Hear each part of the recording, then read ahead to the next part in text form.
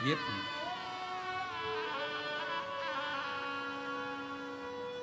दुर्जन दुर्जय की धर्म पत्नी भामनी, दुर्जय की धर्म पत्नी भामनी शिव की उपासक थी, बहुत उपासक। पर दुर्जय अपने राज्य को संभालता संभालता संभालता संभालता समय बीतता चले गया। और एक दिन दुर्जय के मन में आया कि मैं मृगा करने के लिए जाता हूं। कोई हिरण को मारने के लिए, मृगा करने के लिए घोड़े पर बैठ गया, निकल गया।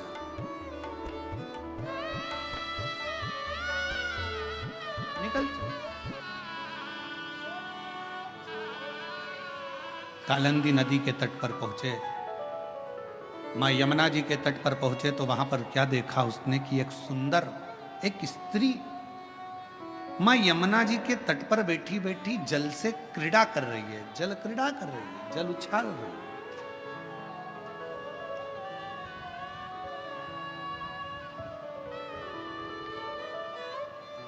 जल क्रीड़ा कर रही है, जल उछाल रही है।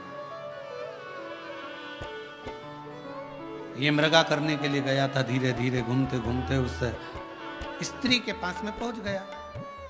और दुर्जय जैसे ही उस स्त्री के पास पहुंचा तो उससे पूछा कि तुम कौन?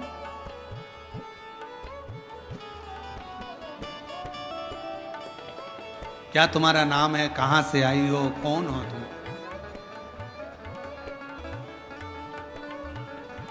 उस स्त्री ने कोई जवाब नहीं दिया।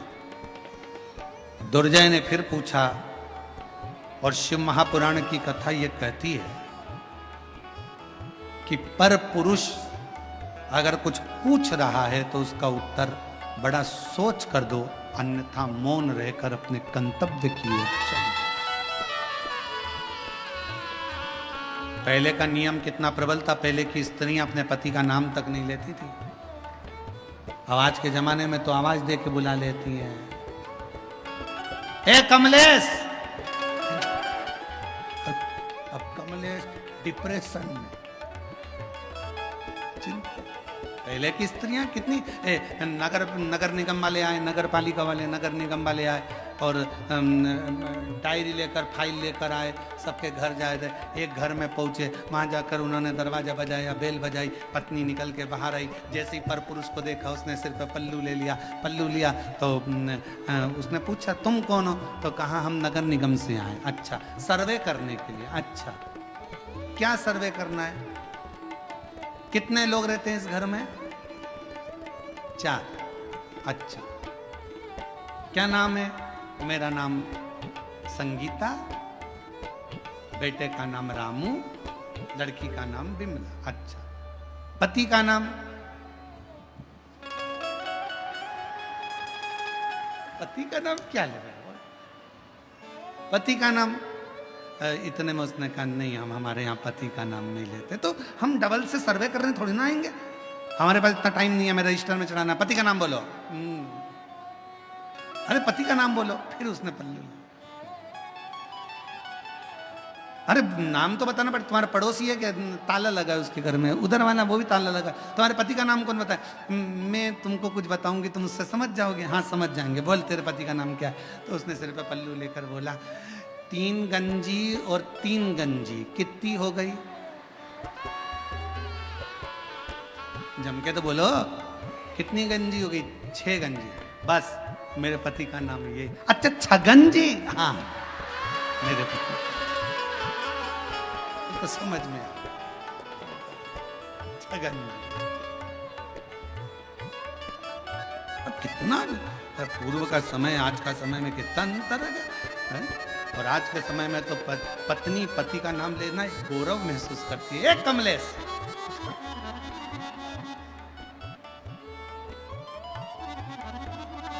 पहले के समय में बहू को अगर अपने पति से कुछ कहना होता था ना तो डायरेक्ट नहीं कहती थी, पहले सास से कहती थी, सास ससुर से कहती थी, ससुर अपने बेटे से कहता था। आज के जमाने में तो बहू को कुछ भी कहना है, भरी सभा में लोग बैठे हैं और पति को कुछ भी कहना है, इशारे में आ जाए तो ठीक है, नहीं तो बाजू में जाके कोनी मार के चलो।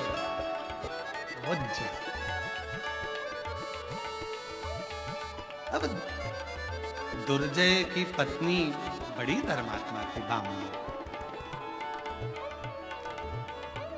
दुर्जय मृगा करने के लिए गया, यमुना जी के तट पर, कालिंदी नदी के तट पर पहुंचा।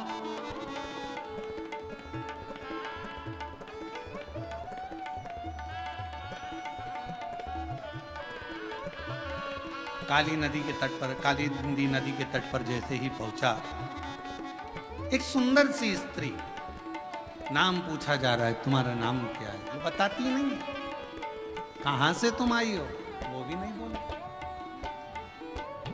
वो भी नहीं। तुम कहां से आई हो, कौन हो? कोई जवाब नहीं। फिर कहा, आखिरी में फिर पूछा कि तुम्हारा नाम क्या है? तो कहा, मेरा नाम उर्वशी, अप्सरा। मैं उर्वशी हूं, अप्सरा हूं, देवलोक में रहती हूं, अप्सरा लोक में रहती हूं, यहां आई हूं। ठीक है, बड़ी सुंदर हो आप। सुंदरता का बखान करते करते दोनों में स्नेह बढ़ गया। दुर्जय, भामनी का पति, वहीं पर रह।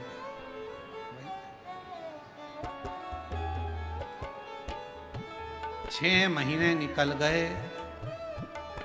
दुर्जय की पत्नी भामनी इंतजार करती रही कि मेरा पति आएगा।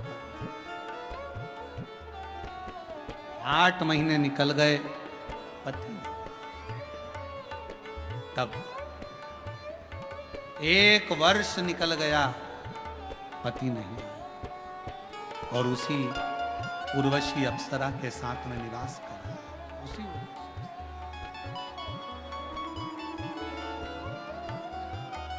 वही निवास कर रहा। एक दिन भामनी के मन में, जरा ध्यान देना, बेलपत्र शिव पुराण की कथा चल रही है, बहुत सावधानी से सुनिएगा। आज कथा का 6ठा दिवस है। आज की कथा को शिवरात्रि की कथा मानी जाती है और कल कथा का समय सुबह 8 बजे से 11 बजे तक कथा स्थल पर रहेगा। टीवी पर वही 1 बजे से 4 बजे तक रहेगा। पर जो आज की कथा है उसको अपनी जिंदगी में उतारना जरूर कि एक बेलपत्री की महत्वता कितनी है, उसको समझिए।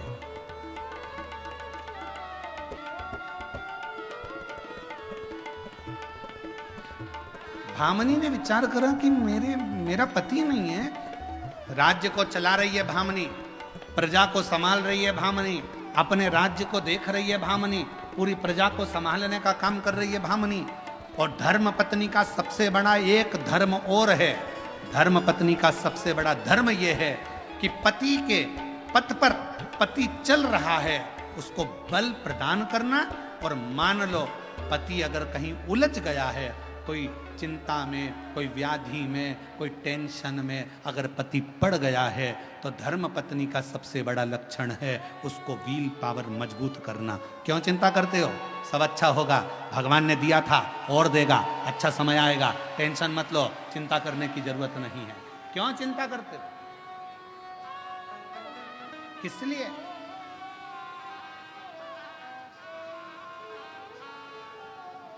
पति अगर कहीं उलझ रहा है, पति अगर कोई चिंता में पड़ रहा है, पति अगर कोई टेंशन में पड़ रहा है, तो धर्म पत्नी एक ऐसी होना चाहिए कि वो अपनी धर्म पत्नी अपने पति से कह दे, तुम्हें चिंता करने की जरूरत नहीं है, सब हो जाएगा, सब हो जाएगा। और तेरी कृपा का क्या है भरोसा, कब किस पर हो जाए जरा। ऐसा कौन सा काम है दुनिया का जो नहीं होगा? सब होगा।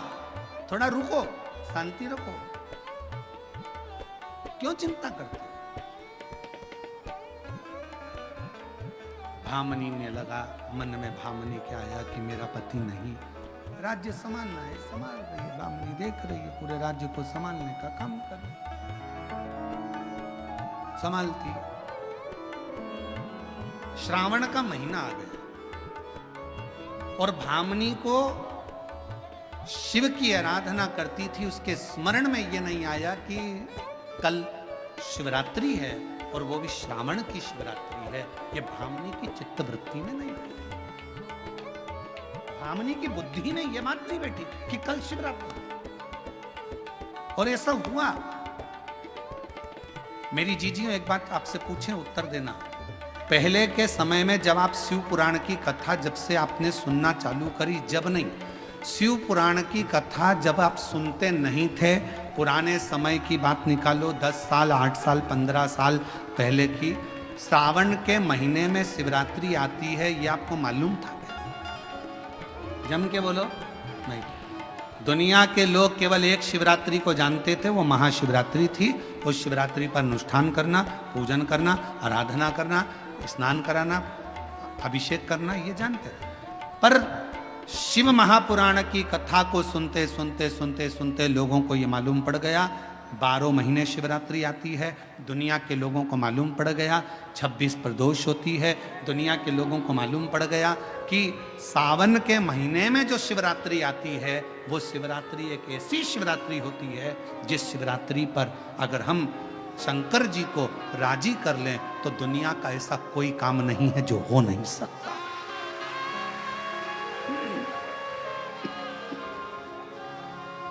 शिवरात्रि,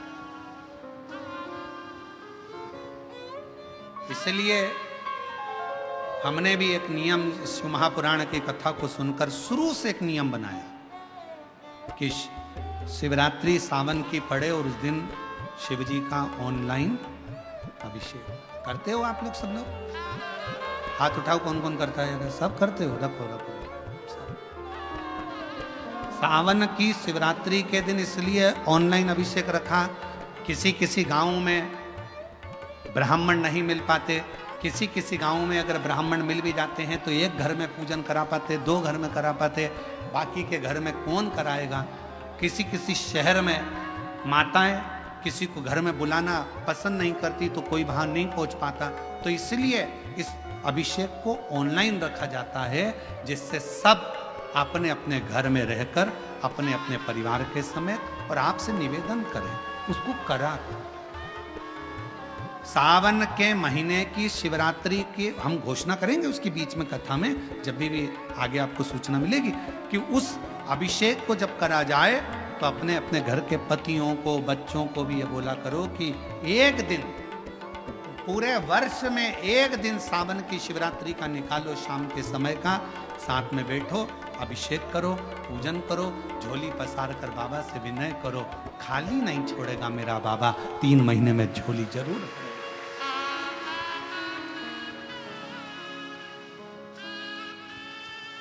एक पत्र है, देखिए,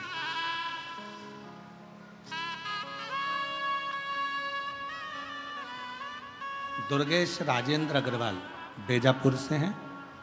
सर्वप्रथम मैं विशाल भैया संचेती जी को आभार व्यक्त करती हूँ कि उन्होंने हमारे बेजापुर में शिव महापुराण की कथा